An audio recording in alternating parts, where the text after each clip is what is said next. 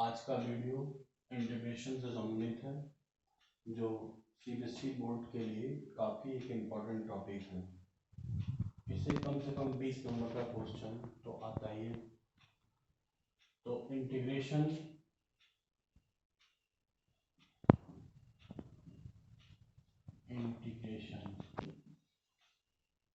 ये वास्तव में दो प्रकार की होती है। एक डेफिनेट इंटीग्रेशन होता है और एक इनडेफिनेट इंटीग्रेशन होता है। तो इनडेफिनेट इंटीग्रेशन और एक डेफिनेट होता है।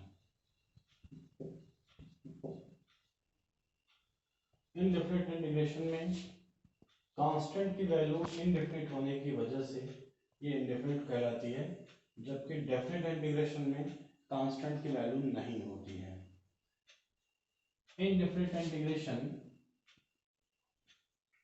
को डिफाइन करते हैं और सबसे पहले हम लोग इनडेफिनेट इंटीग्रेशन को ही पढ़ेंगे। तो indefinite integration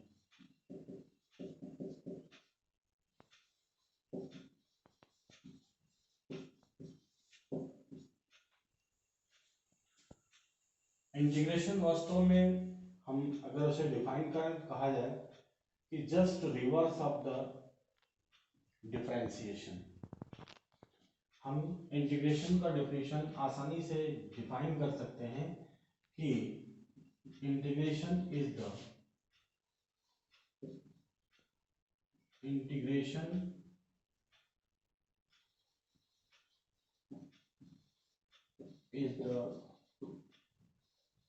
just the reverse of differentiation.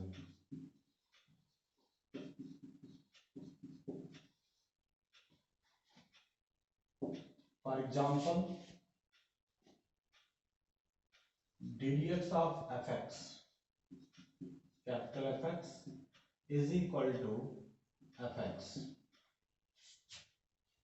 तो निश्चित रूप से हम कह सकते हैं कि this implies that integration of fx is equal to ये, और इसके साथ एक कांस्टेंट टर्म भी आता है। पर थोड़ी देर के लिए अभी इस कांस्टेंट टर्म को हटाते हैं और डिफाइन करते हैं कि ये कैसे होता है। एक एग्जांपल लेते हैं कि differential of x square 2x, तो निश्चित रूप से हम कह सकते हैं कि integration of 2x is equal to x square.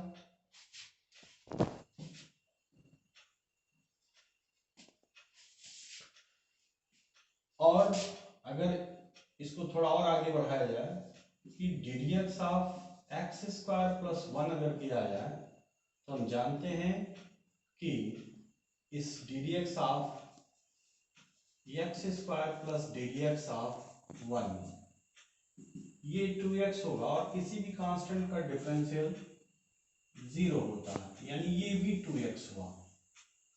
Similarly अगर ddx of x square plus 2 करते हैं तब भी ये 2x होगा।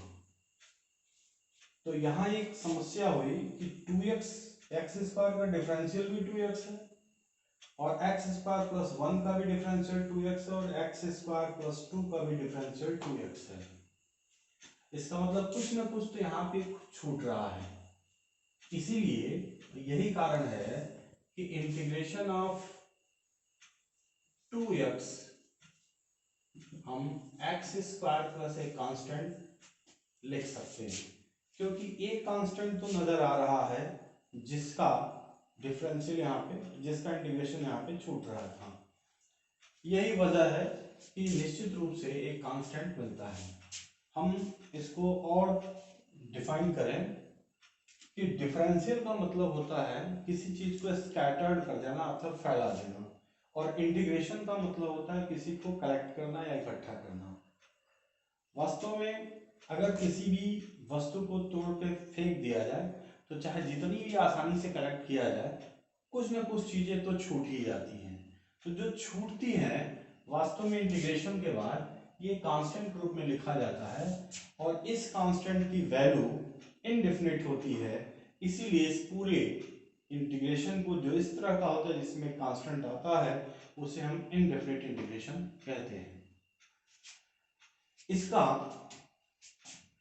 वास्तव में डिफरेंशियल का जो मतलब होता है, यहां से हम आसानी समझ, डिफरेंशियल का एक और मतलब होता है कि टेंजेंट या स्लोप। इस बात को समझने के लिए एक ज्योमेट्रिकल इंटरप्रिटेशन देते हैं। इस ज्योमेट्रिकल इंटरप्रिटेशन से एकदम क्लियर हो जाएगा। अगर कोई इस ग्राफ का मतलब होता है एक्स स्क्वायर, ये ग्राफ अगर यहां से होकर गुजरती है 0 1 से, तो ये होता है y is equal to x square plus 1। और ये ग्राफ अगर थोड़ा नीचे से गुजरती है यानी 0 -1 से, तो इसका y is equal to x square minus 1। और यही ग्राफ थोड़ा और ऊपर से अगर जाए तो y is equal to x square plus 2, यानी ये 0 2 से पास करती है।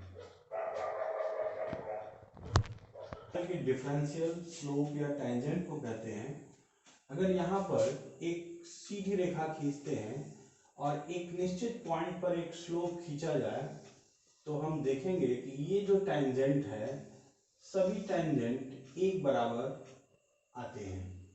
इससे स्पष्ट होता है कि इन सभी लाइनों पे, कर्व पे अगर एक लाइन खींच दिया जाए, एक सीधी y के पैरेलल एक लाइन, और इस पे टेंजेंट खींचा जाए, तो ये सभी स्लोप एक जैसे होते हैं। यही कारण है कि इन सभी का जो डिफरेंशियल है वो 2x हो रहा है, एक जैसे हो रहा है। और इंटीग्रेशन में हम एक कांस्टेंट को इस 2 1 0 और -1 की वजह से उसका डिफरेंशियल तो एक जैसे, लेकिन इंटीग्रेशन भिन्न भिन्न होगा सिचुएशन के हिसाब से। यही कारण है कि यहाँ पे कांस्टेंट चीजें जोड़ी जाती हैं। अब इस डिफरेंशियल को समझने के लिए हम कुछ फार्मूलों का स्टडी करेंगे, क्योंकि फार्मूला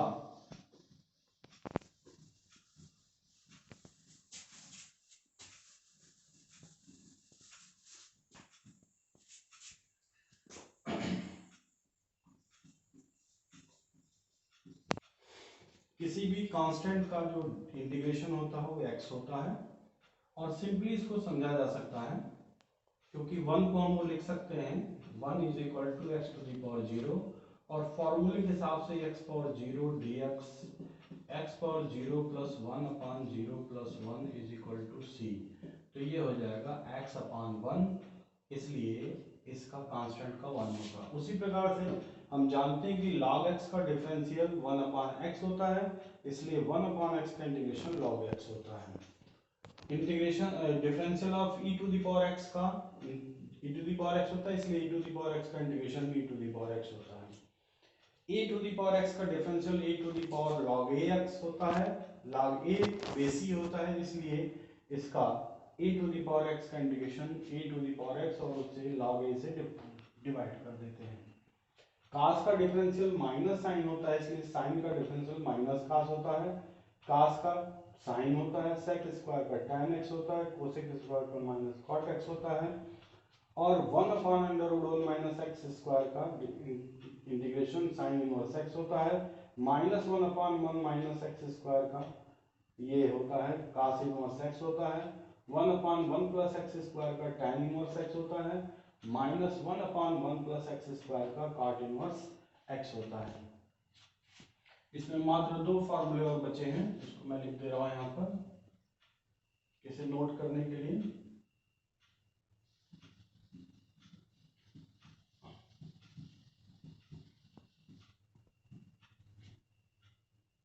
फोर्टीन नंबर का formula, integration of 1 upon x under root x square minus 1 d x is equal to होता है sec inverse x plus constant of c, और integration of 1 upon x under root x square minus 1 d x, और यहाँ minus होता है, ये होता है cosec inverse x plus constant of c. ये सारे फॉर्मूले हैं जिससे कि हम पहला एक्सरसाइज इंटीग्रेशन का आसानी से सीबीएसई बोर्ड का जो 7.1 है आसानी से लगा सकते हैं।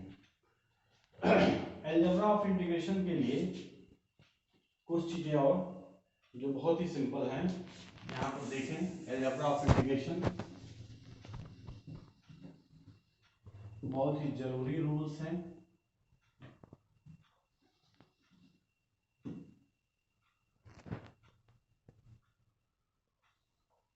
Integration of f x plus minus g x अगर है डी एक्स, तो इसको हम लोग integration of f x d x plus minus integration of g x d x लिख सकते हैं आसानी से। इंटीग्रेशन